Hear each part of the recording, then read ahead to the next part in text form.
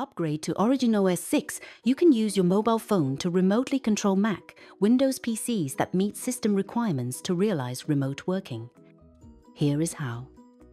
Before using this feature, please install the Office Kit app on the computer, and the phone and computer are connected to stable network. Open the Office Kit on computer. Then click Remote PC on the left side of the Office Kit to open the Remote PC app. On your phone, go to Settings, tap More Connections, then choose Office Kit, and tap Remote PC.